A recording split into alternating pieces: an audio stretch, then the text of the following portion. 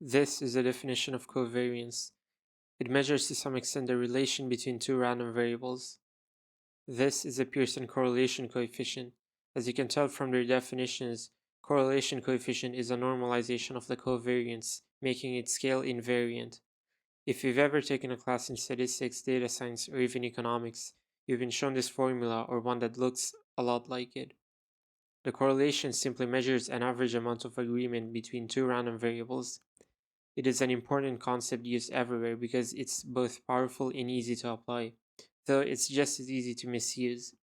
The correlation coefficient ranges in value from -1 to 1. As it approaches 1, it implies there is a stronger positive linear relationship.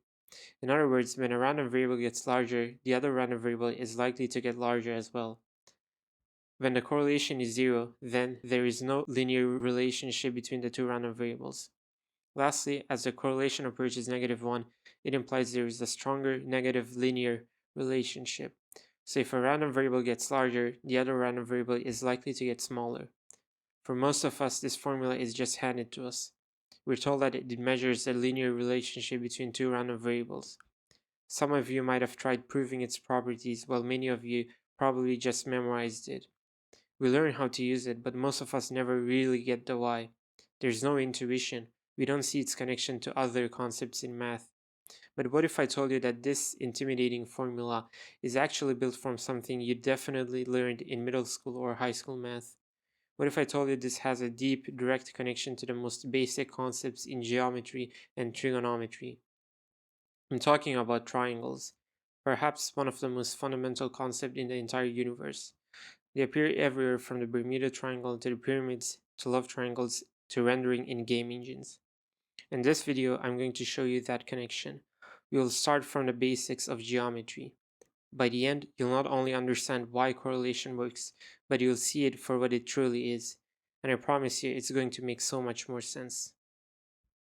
Okay, let's start at the beginning. We all know the Pythagorean theorem. It is a very useful theorem, and I'm sure most of you have encountered it and used it repeatedly on so many different occasions throughout your studies. However, as powerful as this formula is, it only applies to right triangles. What about any triangle?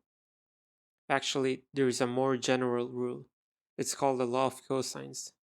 The Pythagorean theorem is just a special case of the law of cosines, and we don't need to just accept it.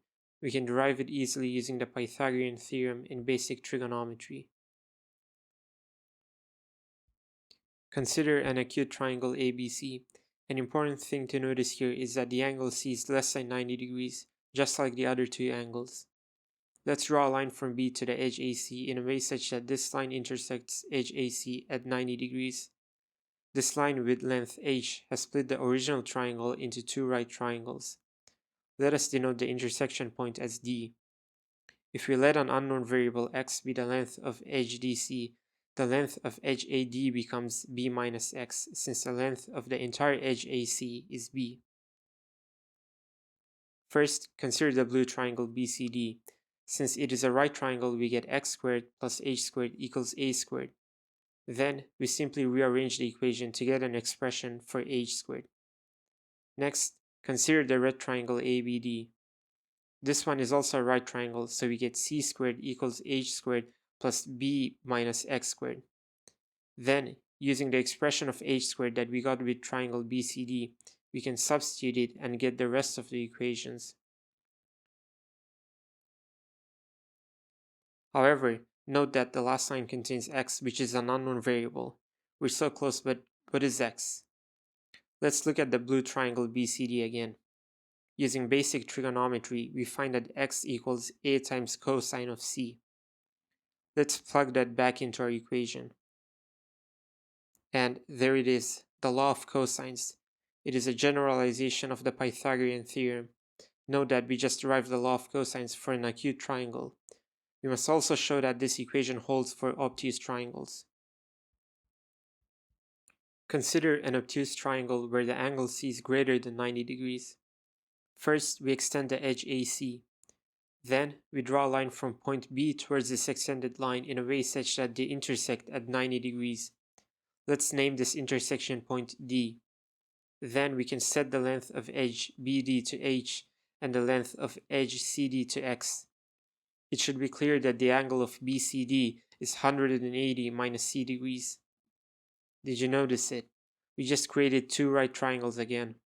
The smaller right triangle is BDC, while the larger right triangle is BDA. First, consider the smaller triangle BDC. Again, we get an expression for h squared by using the Pythagorean theorem.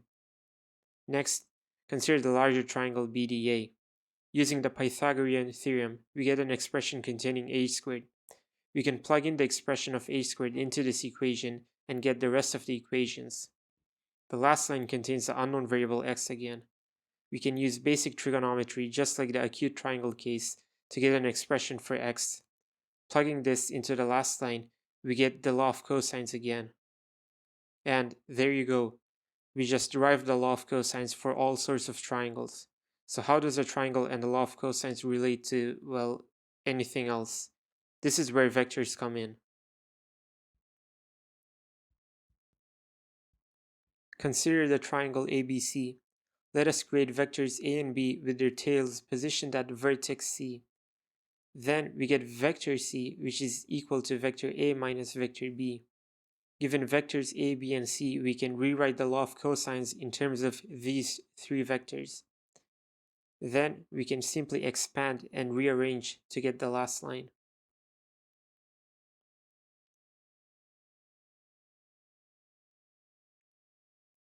This equation is known as a cosine similarity. Let us first rewrite it using theta for the angle. The cosine similarity is a very widely used metric in machine learning that allows us to measure the similarity of two vectors. To be specific, it measures the cosine of the angle between two vectors. In other words, it compares the direction of the two vectors. I'm sure many of you watching this video have encountered the cosine similarity and already know about it. Those of you who learned about it in machine learning classes or textbooks probably did not cover it in detail. But here we are, we started from triangles and worked our way up to the cosine similarity. Seeing how it is connected to the most basic geometry is really exciting and interesting. This equation does not come out of nowhere. There is an actual connection between it and basic concepts in math. So, what on earth does this have to do with correlation? Well, let's rewrite the correlation formula first. Note that the first two lines of the correlation coefficient is the expression for the entire population.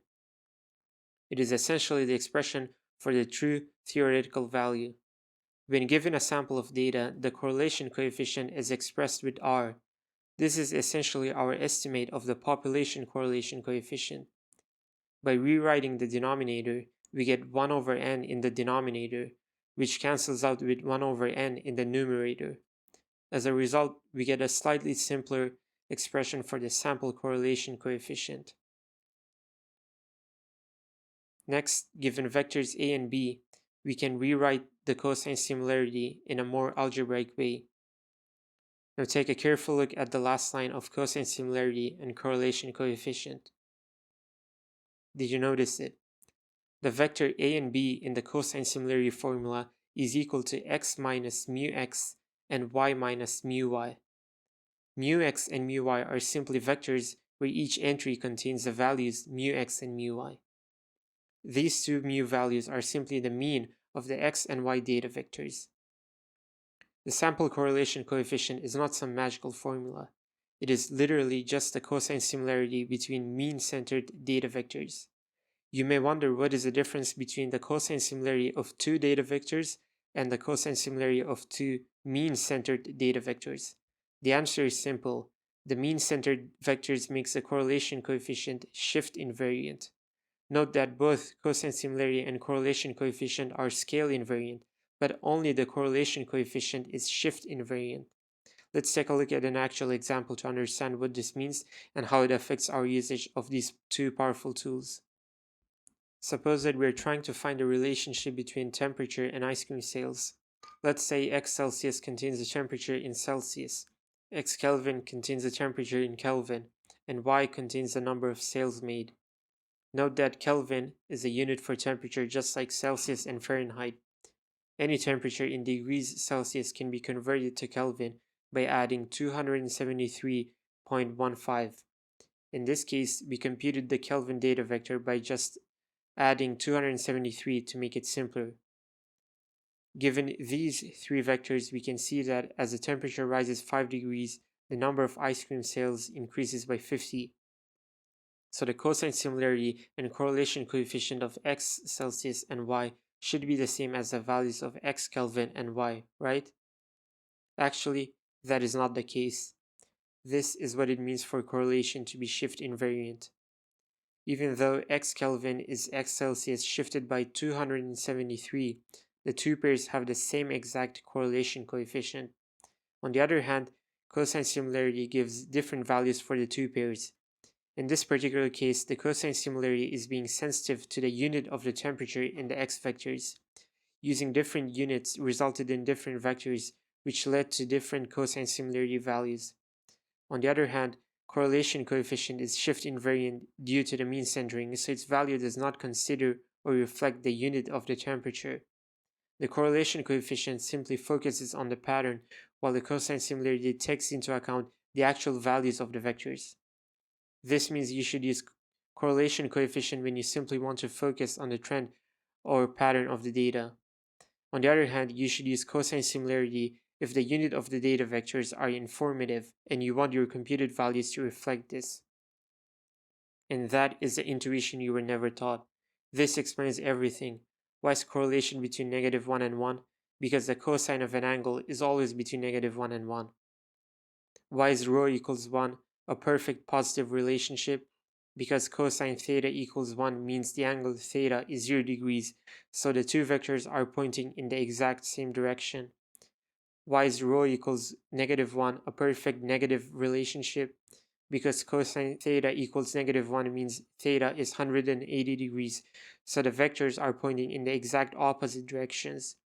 And why is rho equals 0 no linear relationship? Because cosine theta equals 0 means theta is 90 degrees, so the vectors are orthogonal. They are completely independent in a linear sense. So next time you see this, don't panic. Just remember, all it's asking is this. After we center our data, what's the angle between the two data vectors? Also remember the difference and connection between the correlation coefficient and cosine similarity. It would definitely help you pick the right tool when you're working with some data. And that's it. Thanks for watching, and I'll see you in the next one.